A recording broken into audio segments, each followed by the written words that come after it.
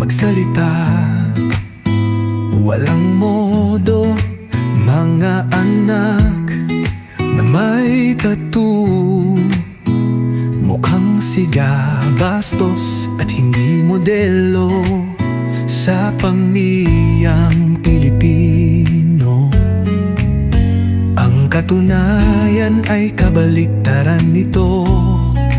Tatay Digong may maraming ginawa.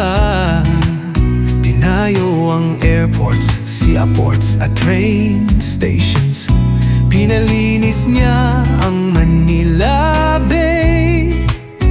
Pinaganda niya pati ang Boracay. Pinarusahan niya ang Malapastangan. At lahat na ito'y para sa bayan. Bastos daw ang Duterte, bastos daw si Tatay Di. Si Tatay Di pala busilak ang puso. Bastos nga magsalita, batayog naman ang pangarap.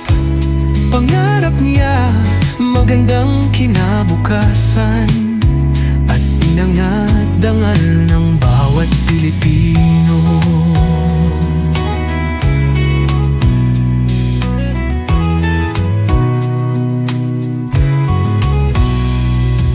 Tatay Digong ay berdugo,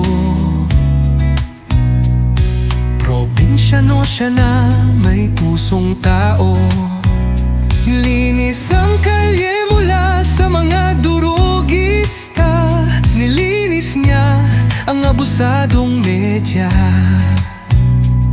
Serbisyo sa bayan, binigyan pansin. Mga kalihim nito'y naging makatao rin. Bastos daw ang Duterte, bastos daw si Tatay Di. Si Tatay Di pala busilak ang puso. Bastos nga magsalita, batayog naman ang pangarap. Bayan ay inuuna kaysa kanyang sarili. Pangarap niya